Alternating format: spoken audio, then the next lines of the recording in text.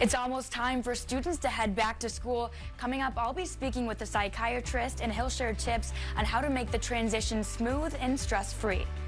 Justin, thank you.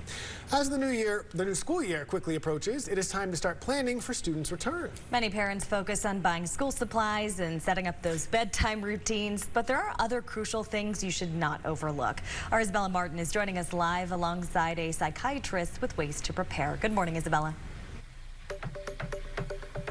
Good morning, Justin and Anjali. Yes, sleep and school supplies are important, but there's a few other things that'll help your students get into the groove. And here with me to talk more about that is Dr. Tim Jeider. Thank you so much for waking up with us, Dr. Tim. Yes, thanks for being here. Thanks for having me. Thank you. So, Tim, tell me some challenges that students tend to face getting into the groove of the new school year. So, one of the ones that's very often overlooked is the emotional headspace a lot of kids find themselves in. And that ranges from the young ones all the way to the old ones. Sometimes going back to school is exciting and they're ready to go. Sometimes that's a nervous excitement, and sometimes an outright dread. So how they're feeling emotionally can be very important to check in about. Right, and I know that you were also telling me that, elementary school students, middle school students, high school students, sometimes it can all blend into the same category when it comes to helping them cope with anxiety. Can you kind of expand on that? So emotions is common to all humans, so we all have them. Small kids even have big emotions, but a lot of times you still want to keep it basic to start with and just check in straightforward. What's the anxiety like? Is there stress? Are you feeling sad or worried about it? Older teens can have a lot more complex nuances. Their social circles and dynamics are a lot more complicated, and so you need to know what's going on. Are friends leaving? Are teachers gone? Are there big changes in their support systems?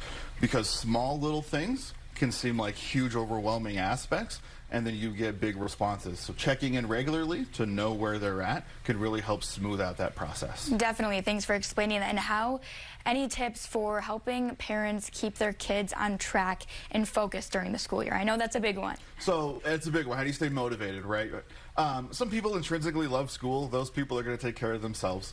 Other folks, it's a dread and they don't like it. And so linking school performance, academic performance, attendance to some sort of external reward, right? You got to maintain your grades to stay in the school team. Hey, you get these things. Maybe there's a reward or a trip or some sort of incentive system. It's going to be different for everybody. So figure out what's going to work for you and your kid, but figure out how to put those little extra carrots. They go a lot further than the stick.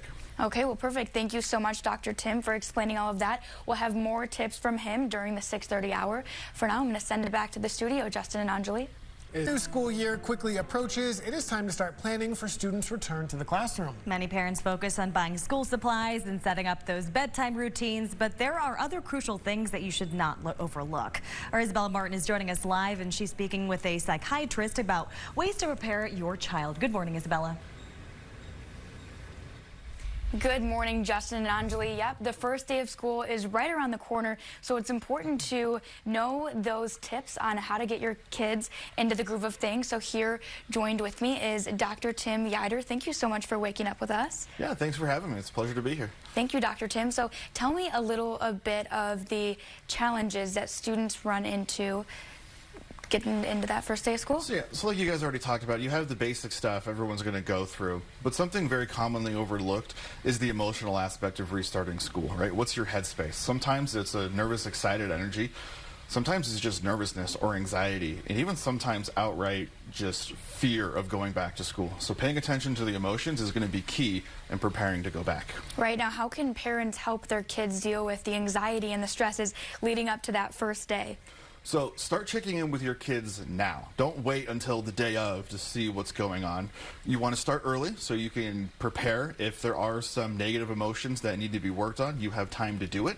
Plus, practice makes perfect. So if you're not used to talking about emotions, it's really hard to do it when they're elevated. So start now when it's a little bit lower so you can start game planning out what you need to tackle. Got it. Now, transitioning into the rest of the school year, how can parents best keep their kids on track?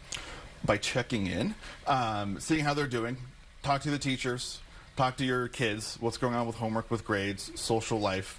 Find ways to motivate them. Some kids love school, most don't. So finding ways to kind of just motivate them, link external rewards to academic performance and attendance and behaviors. That way you can find other things to keep them motivated rather than just the schoolwork. Right, and now these tips you were telling me don't just have to be for high schoolers or middle schoolers or elementary schoolers. It can be really for all of the ages. Right, there's obviously differences between your 6-year-old and your 16-year-old, but there's also a lot of similarities, right? We all have emotions, so we all need to be checking in about that. How good are our support systems? And we're all doing academics. Some are going to be easy. English, math, history, everyone's got their strengths and weaknesses. So check in along the way. Just because it starts out going well doesn't mean it's going to keep going well. And also vice versa. Rocky starts can have smooth finishes. So follow up, check in, and see it through.